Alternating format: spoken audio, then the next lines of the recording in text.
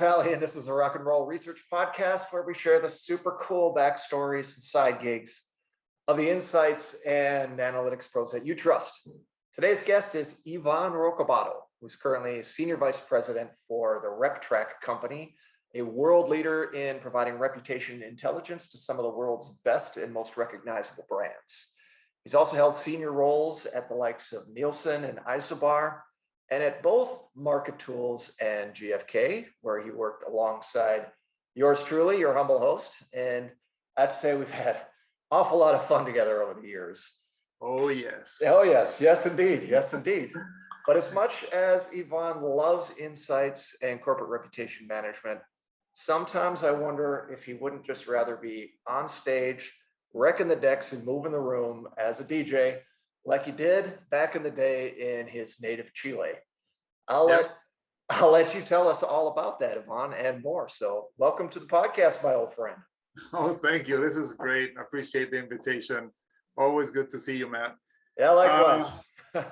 We've been in contact for so many years. We've been following our tracks and working together, and it's been great. We've even seen our kids grow together, so that's even more phenomenal. Yeah, absolutely. Yeah.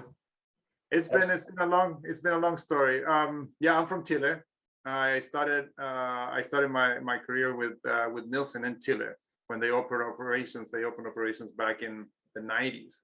Okay. But during my 80s, I was DJing. It was my income for high school and the beginning of my college years. Okay, awesome. So hold that thought, because I want to dig into that a bit. But first, okay, so you started your insights career at Nielsen in Chile. Yes. So how did that come about? It's an interesting story. So I studied systems engineering. Okay. And I loved it. I studied 5 years of engineering work and came out. I started my own little business, and we had like software for legal businesses and dental offices, and I hated it. I love studying, but I hated it. So I had the chance to come to the US and do an MBA, and I was able to do an MBA with a marketing certificate, and I loved it. It was fantastic, and there were the conversations that we were having here in terms of marketing, and there was a lot of research there. I used a lot of Nielsen data when I was here in the US, and in fact, funny story, my final project was called the Roadrunner video, and it was the same thing how Netflix was back in the day. So it was a project about a group of university guys that we would distribute videos to households and have membership and all that stuff, and that was my final project on my MBA. And I left it there. They found it the other day. I could have been the next Netflix. It would have been called Roadrunner. But I went back to Chile, and I was on a Saturday night at the moment I arrived, and I met with the guy that was doing the recruiting for Nielsen. They just opened operations in there, and the guy said, "Oh, you need to meet the country manager. He's a Brazilian guy. He's amazing. He'll love you, and let's go and meet him." I said, "All right, when?" "Tomorrow, Sunday." And I go, "Yeah, let's do it," because it was my way of getting out of the system side and going into a different space. So I went to see him, and we had a great conversation. We talked about Nielsen. He said, "You must be the only one in Chile that knows about Nielsen, because we're starting, nobody knows about this company here." And he says, "But I already hired everybody. I don't have budget to hire you." So I said, when do you get your next budget renewal? I said, "Well, I'm going to get in the next quarter. I'm going to have something in the next 6 months." And I go, "Okay, shake hands. Let's start working together. Don't pay me for the next 3 months." And he said, "Are you sure?" And I said, "Yeah." And and I started on that bet, and I worked for them for 3 months. We established an ongoing portfolio of clients. We grew the team, and then that's how I started with Nielsen. And then when he got the budget, he started paying me, and I was all formal and legal within the organization. And then it was 15 years later, I was still with them, and it was great. That's amazing. So it was super good. How did you come by that idea? I mean, it's It was in the moment we were talking. The who guy says, does "I would that? love to hire you, but I don't have the budget." I said, "Don't worry about the budget. Just hire me." And I said, "But I can't." I said, "Okay, don't worry." And we shook. I mean, we literally like shook hands. And the guy says, "The moment I get the budget, I'll start. I'll put you in the payroll." And I said, "Okay, don't worry, I'll start." And I just started working. And at the time I had P&G as one of my accounts. Oh wow. And and I think if it wouldn't be for P&G and another brewer in America, I wouldn't have the chance of staying, because it was a good account and we were making it grow, so he could justify another person in the team, and it was perfect. So, and then a couple of years later, the guy says, we're launching a new product. It's called the household panel, the HomeScan product. Who wants it? And I said, I want it. And because I remember from the US, I'll take it. So I got the privilege to launch a new study in Latin America, basically in Chile, called the household panel. So we measured everything that happens inside the household. But I wanted, the old scanner like the US was doing, not the dairy work that Colombia or Mexico were doing. So I said, I want the new technology, and I presented a plan, and the board said, this is too expensive. You're talking about like $800, $1,000 per household in Latin America. You're crazy. You cannot do this. I said, yeah, but it's new technology. We need to do something new. And the guy said, no, we're not going to approve it. You need to go, the old way, or we'll just can the project. And I said, no, I won't do old technology. So they said, okay, we're stopping the project. So for like a couple of weeks, I was without a job. I was like, okay, that's it, my career in Nielsen. So I contacted, I don't know if you know Frank Kelly. You know Frank Kelly? I He's don't think I do. I think right now. Okay. And he was the global guy from the panel side, the HomeScan panel. And I said, short story. And I said, Frank, they've just canceled the project. We're not doing it because they want to do it the old way, and I want to do it the HomeScan way. So why don't you use Chile as a guinea pig and test all your new technology in Chile? Because he was doing some changes. And he said, I like that. And he took me to Spain, and he trained me in Europe on the HomeScan panel. We came back to Chile. He brought all the servers, and he basically funded the whole operations. And I was back in business with a panel business. I bought all the old units from the US. I erased the EEPROM and changed it to Spanish. And we were good to go from $800 a household to maybe $40 or $50 a household. And we were back in business with new technology. I met my wife, Lisbeth, during that time when we were launching the project. Right. So it was a really fun time, just creating new stuff. Wow, that is such a cool story. And it's one that I haven't heard. As much as we've talked over the years, it's one I haven't heard, but it's so you to come up with this idea and advocate for it and put everything behind it and find a way to get it done. So super cool story. Yeah. Yeah, it was good. And then Frank Kelly said, you need to leave Chile. Let's go somewhere. You need to have somewhere else to go. And he said, I have two options. You can go to Canada, or you can go to Spain. Spain is a little bit slower. It'll take a couple of months, but Canada is open right now. Why don't you take it? And I looked at it and I said, okay. And we just had a baby. So Gal was born in Chile. She was a couple of months old. And I told Frank, I mean, the numbers don't make up, and they're not the right, they're not right. And the offer is interesting, but it's not. I mean, right now, Lisbeth has a good job. I have a good job.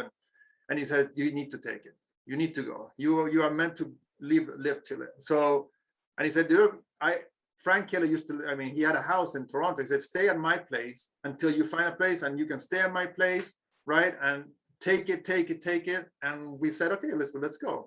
And we left with Gal 6 months, and we started in Toronto. It was a fantastic time. And there I started working more and more with analytics, right? So it was household panel and analytics. I had a good boss, and we had a great time. And then from Toronto, I moved with Nielsen to Chicago. Mm-hmm. Okay. And so I was always in the panel business, looking at data, making the insights and the correlations to what people were having, buying in their households, and it was really interesting. So when I was in the US, V&U bought out Nielsen. Right. So my role was dissolved, and Nielsen said, okay, go back to Chile. And I said, no, I'm staying. I'm staying, and I decided to stay because look, I knew the Latin American consumer. I knew how the Canadian consumer thinks. And I was in the US starting to explore about the consumer in the US. And I said, no, I'll stay. I'll take my chances. And I took a package and I stayed. And I said, okay, how many months do I have until I have to go back? And we decided to, to start looking for things. And then I found, there was an opening in Chicago for market tools. Right. Yeah. And then I started networking. Who do I know? I like this company. They're doing interesting stuff, and it's a full service. And I want to go just to data or just to field, to the fielding side. So they gave me a name. They said, hey, call Matt Valley. He's in Cincinnati right now, and but he knew he worked in Chicago. So I called you, and it was late at night, and I said, hey, Matt, you don't know me, right? And you said, I'm in the middle of dinner. I said, oh, I can call you later. I said, no, what's up? I said, oh, you don't know me. They gave me your name, and there was somebody that gave me your name that you knew as well. And we talked for about an hour. Yeah, I remember that. Right? And we talked for an hour, and you said, hey, send me all your stuff. I'll channel it through Chicago. So I sent you all my stuff. And a week goes by, nothing. 2 weeks go by, nothing. And I said, so I called you again. I said, Matt, do you need anything else from me? Is there anything that you need? Were you able to pass it on? And you said, nope, I haven't passed it on. And I go, damn it. And he goes, no, because I want you here. I want you to come and work with me. Remember? Yeah, in Cincinnati, on Proctor. Cincinnati. Yeah. And then you sent me the ticket. I went there. We had a full day together. And it was great. And from there on, we started working together in Cincinnati. And I relocated the whole family to Cincinnati. Yeah. And it was a fantastic time. Yeah, I agree. And the rest is history. So I'm so glad you had the guts to call me again. It's no surprise. It's just what you do. It's who you are. So very cool. Great. So let's talk about your DJ days, Ivan. So sure. You said you started in high school. You actually made money at it. What's the story there? No, making money means that I have enough money to buy new records, right? Yeah, there you go. It's like playing in a band. Exactly. So you put some money on gas, on the money for the gas, and buy your stuff. And it was great because in Chile, when you turn 15, it's not like the Mexico, like the quinceañera. You just have a party when you're 15, right? Right.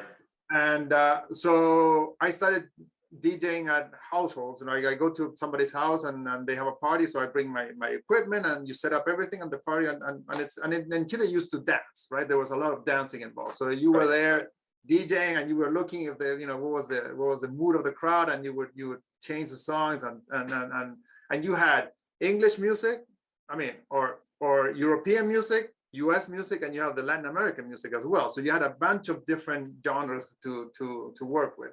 Right. And it was great. So I had my 2 turntables, right? My vinyls. And I was lucky enough that I used to travel with my parents a lot to the US. So once I came to the US, I bought my Radio Shack mixer, right? Nice. And I was the only one in Chile showing off my Radio Shack mixer. So I had my 2 turntables and all that, and I built my own speakers. So they were humongous speakers that you would set them down and they would not fall, and they would, blow everybody's ears off. And it was great. It was great. And then in my senior year, I started DJing for a club. So in Santiago, in the capital, you had the high end of the city, and I DJed there from maybe 10 at night to 12. And then I would go down to the lower sides of the city to DJ from like 1 in the morning till 5 in the morning in a venue. And it was so fun. So I would travel back and forth at night on the weekends with my vinyl collection. And when I came to the US, I bought things. So in Chile, they didn't have them. So they would invite me to radios so I could share some of my vinyls with them. It was super fun. And I really loved it. I really loved it. Did you ever get the itch to get up there again? Spin some records? No, my itch came back now because my son, who's 13, he said that he wanted to learn, and he was getting into it. So I said, okay, and I said, I'll teach you what I know, and I bought him a nice set, a Hercules one, and he started DJing. And he does things here at the house. He DJ for a friend and a bar mitzvah and all that stuff. but he got Fun. into it, so I got into it. So I called my partner from Chile. I said, "Hey, do you have things?" He said, "No, I'm super. I collect music and I have a lot of stuff. Send me things. Send me music." So then I got it in my tablet. I downloaded DJ Pro and I started DJing again. I got my own little set here, you know. Yes. So I have this. Look, the set, and Love I it. just plug it into my tablet. So when I'm working at night, I finish work, I don't know, 10, 11 at night, and I start DJing a little bit and putting some, I have to send you a mixtape. Yeah, yeah. Send it along. Send it along. Yeah. I'd love to hear So that. I've been back on it and it's been nice. I mean, the sensation is great. So it sounds like some of that resourcefulness that you had was evident early when you're DJing. Are there any other maybe lessons that you took from that experience that you then applied to your Nielsen days and beyond? You know, one of the things that that I really like when and I still do it now, and I tell my son to do it, is that to find the story in the music, like not the lyrics, but what are you trying to create with each of the mixes, and I told him, you know, you have to watch the crowd, see the moods, you know, what's going on, because at the end of the day, DJing is storytelling. And I think I stuck with that, and I didn't put it into words until I was, you know, working, and I was trying to understand, you know, what's the transitions that I needed to do in my own work. And I started with Nielsen, it was data heavy, everything was data. Right. And I started to lose the reason behind the data until I started pushing it towards, we need to do more marketing intelligence, right? Put a story behind it, you know, the storytelling piece of it. And I think if I make a correlation, for me, that would be it, is to find the story. Like when you create mixing, when you're mixing songs, the beat needs to match, but also the story that you're telling with it, right? How you get people involved with the music, dancing. And so my son says, "Hey, look at this mix," and I go, that's gonna flop. People are gonna move from this to that. You need to change that, and then he gets it. And so it's about telling that story. And I really think that that's the key thing in the insights that moved me. It was building that storytelling. Yeah. And building that marketing intelligence and moving into getting to know the clients and getting to know what they want, and putting the data behind it, not the data first, which was very back in the early 2000s, but making the data just push a nicer story to the client. Yeah, that's always been a real strength of yours in my experience. Always really focusing meticulously on what is the story that we're trying to tell from the data that we have. So that's really interesting. So you have done a lot of really cool things in this overarching field of insights, et cetera. In your position, what do you see the future hold for either reputation management, what you're doing now, or maybe more broadly? I like this idea. I mean, we've always been touching data at some point, and I remember in market tools, one of the things that I really liked was this ability to create stuff. Like we used to remember that we used to have that team in India. We were experimenting with virtual shelving, with virtual shelves and concept testing and things like that, but in a different way. And I remember, you know, doing a picture of a shelf that I wanted and send it into India, and then they would come back with the code and things were done, and we would test, you know, the early stages of you know, shelving and virtual testing and all that stuff. And it was really interesting. And I think I've always been pushing that, is how do we create something new? And right now, working now at RepTrak, where you really are very close to the client, right? We have a tremendous model that identifies, you know, what are the areas that an organization needs to manage in order to increase the perception, right? Be a better company. But so the data is always there. Is that connection, the human connection, the connection with the client, the connection with the objectives, is that I think we need to keep on pushing, because we have, you know, AI, we have data science, we have a lot of, you know, the Excuse me. Sorry. We have a lot of the machine learning going on, right? And it's interesting, you know, the data creates a story, but that story ends nowhere if we don't put in connection with the people, right? With the organizations, with the client. So if I see something out of insight, is that we need to keep on evolving to create that intelligence, but on the client side. What do the client needs? What is their objectives? How do we put the data to work for them? More than this building this whole methods that just create interesting stories, but only with the data. We need to make that data alive again.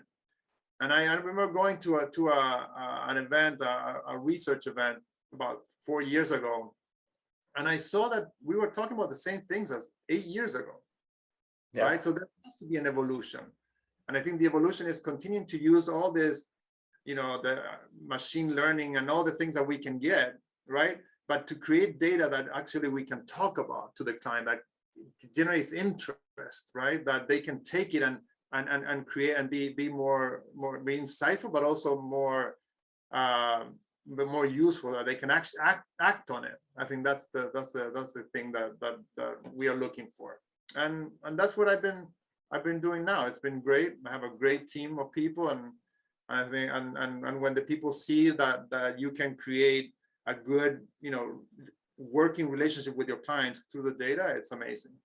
Cool. So you've always been a forward thinker, but you've always had all of these outside interests as well. So I'm curious, if you think about media that you're consuming, either podcasts or whatever, either personally or professionally, what are you into these days? I like, sense of humor has always been part of my life, and when every time we talk, I don't think that 90% of our conversation is just the fun and bad jokes. Bad jokes and everything. So one of the podcasts I listen when I'm walking or when I'm in the train or something is The Daily Show by Trevor Noah. Yep.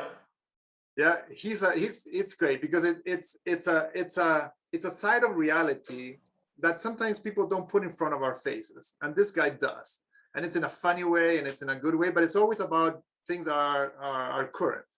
So I like that. I like that about him. So I like that podcast. I've been a huge follower of Simon Sinek.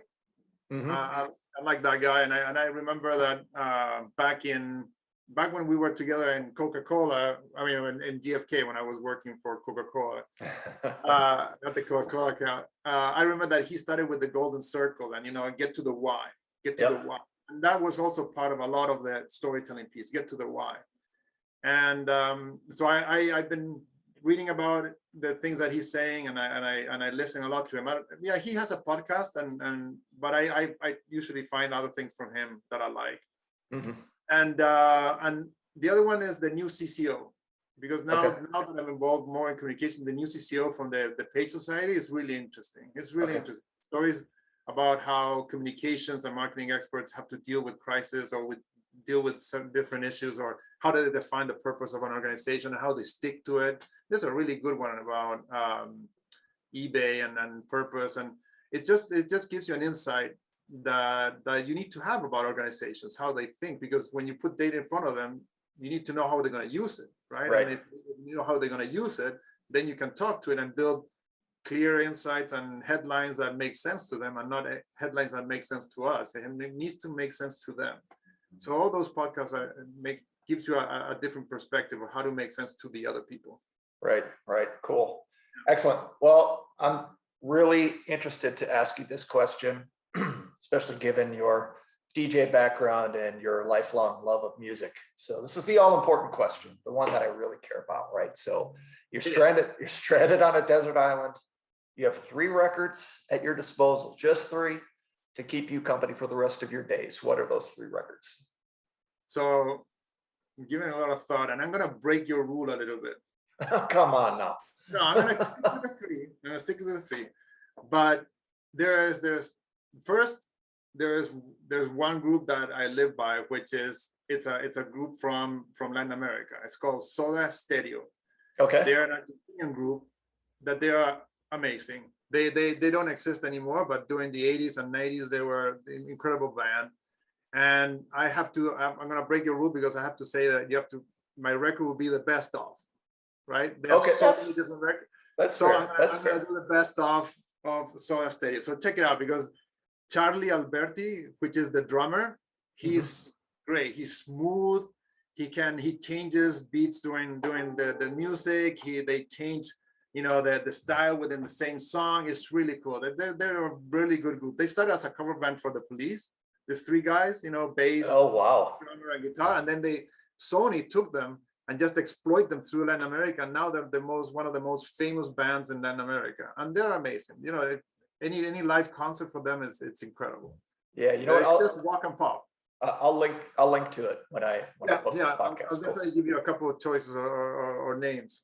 I could go with with the 80s music, with Erasure and all those, the Patch Mode and all the other good ones. But I have to stick to some of the things that I like, and one is Rush. Oh, yes, dude. Of Rush, and I got to see them live in Toronto, and that's another hometown. Do another podcast with that story because it was hilarious. I went by myself. I didn't have tickets. It was one of the biggest concerts. They were ending a tour there, and I saw them live. I bought a ticket for my guy, and I paid him, and I didn't realize that I ended up in the 7th row. So I was able to see and everybody there. It was amazing. So if I would stick with a Rush album, my favorite song is Free Will from them. So, or it's Moving Pictures, or I would do the Rush in Rio, the 2004 live concert. It's amazing. It's amazing. Cool. That sentence that I like is, what is it? If you choose not to decide, you still make the choice. You've still made a choice. That's right. Yeah. It's amazing. It's always stuck with me too. Amazing song. And then the other is my regret that I never saw in concert is Tom Petty. Yeah. So Tom Petty, Free Falling, and all those are my favorite. So the 2008 greatest hit from Tom Petty, I would definitely be in a great island, listening to those 3 records. Yeah, great choices, and of course, a great conversation as always, Ivan. I just love the fact that we've stayed in touch all these years, and any chance to take some time to sit down and chat a bit, I'm all for it. So fantastic. Thanks so much for your time. You've shared some new stories that I don't know, some stories I think that people like to hear. What do you got there? Chile. All right. Excellent. Well, Ivan, rock and roll. Rock and roll.